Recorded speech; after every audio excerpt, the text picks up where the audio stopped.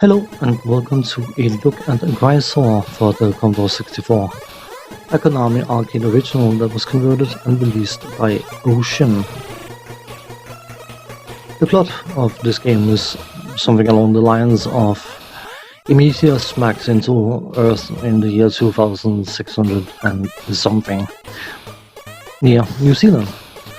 And a couple of years later it is dawned on people that it is like some sort of probe kind of thing, revealing an impending invasion of some aliens, and two individuals from the country unit are sent out to prevent the aliens from being aliens for very long, and of course preventing any invasion of Earth. You can play this game on one or two players, and if you play a two-player game, you will alternate taking turns. I can't remember how it works, but I'm fairly sure you play one section at a time, so if player 1 completes the section, then player 2 will start on the previous section, and they are always caught up to each other that way. You use your special soldier counterman thing to run around and shoot aliens and defensive structures and all that kind of stuff. And of course, in order to shoot stuff, you need to have weapons, and they are equipped with a rifle by default. Whereas different weapon parts floats about that you can shoot. And depending on what letter they reveal, they will give you a certain weapon type. R is rapid fire, and that rapid fire applies to all weapons. S is the scatter shot, and L is the laser. If you see a B, it's a barrier, which is basically invulnerability, but it is not something you will see before much later in the game.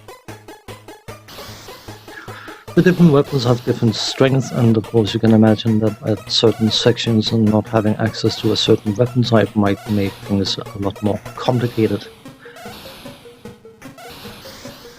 So you have your special unit guy thing, and you run around in a platform action shooter jumper thing until you get to the pseudo 3D sections where you have to shoot a bomb that controls the force fields that is preventing you access to the next passage. And once you've blown that up, the force field will go up and you move further into the complex, and once you've done that, you will come to some defensive structure of some description that has power panels that need to be destroyed and defensive cannons that you might want to get rid of.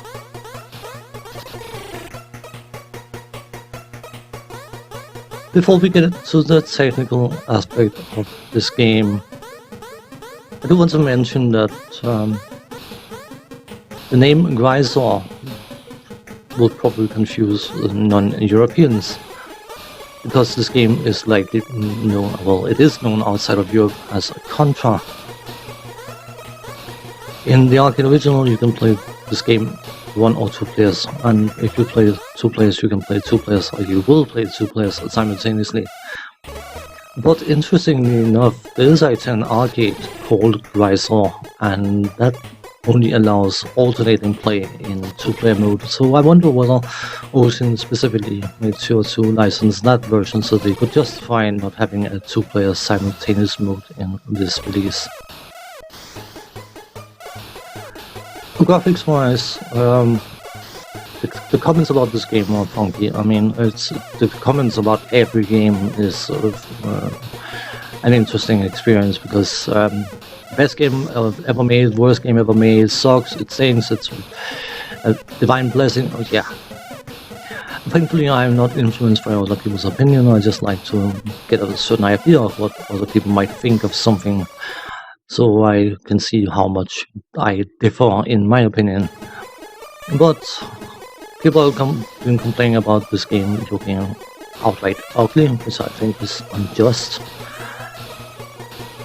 The arcade original arcade games, by and large, hopefully should look better than most home computer game versions, because they are trying to swallow your coins. And while graphically the arcade definitely looks more exciting than this particular version, it is not exactly the best looking arcade game ever made either, so I'm perfectly happy with the graphics of this game. It's not particularly detailed, but you can easily see what everything is supposed to be, and it moves extremely smoothly. On the sound side of things, the sound effects are surprisingly satisfying and very fitting for the game.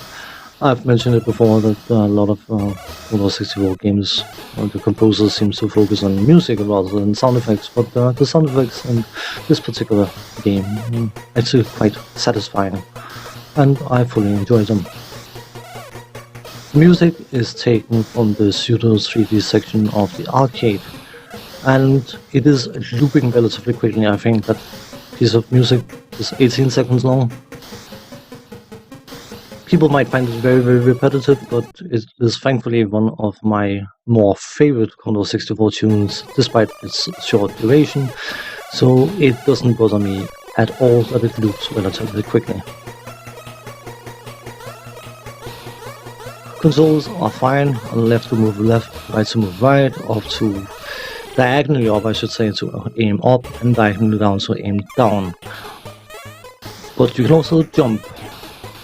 And that's why the controls are not so fine anymore, because the jump has been relegated to the spacebar, which of course is not exactly ideal when you're trying to avoid getting shot at, shoot enemies, and have to reach over and smack the spacebar to jump. Certain people suggested that you could put your computer on the floor and use a foot to hit the spacebar button. I mean, if you want to go that dramatic, you may as well put a joystick in port 1 and hit that fire button, because that's equivalent to hitting the spacebar. The game's difficulty is relatively high, but it is, I would say, a bit inflated. In the process of making these videos, I pay attention to how games function in ways I didn't used to do when I was much, much younger. And most sections you will have two men on the screen at the same time, two enemies I should say, one coming from the left and one coming from the right. The guy coming from the left will never shoot, only the right hand guy will, and as long as those two are on the screen, no other men will spawn. So once you realize that, and realize that you can actually keep them on the screen, preventing other individuals from spawning, you can bypass a lot of sections relatively quickly. If you are a player of any particular skill, it probably wouldn't take you too long to beat it, but you know what, it is still a very, very satisfying experience. Is it arcade perfect? Is it arcade accurate? By no means, but you know what it is, I think it's a fairly decent action game, and that's good enough for me. On that note, thanks for watching, take care, see you next time, bye bye.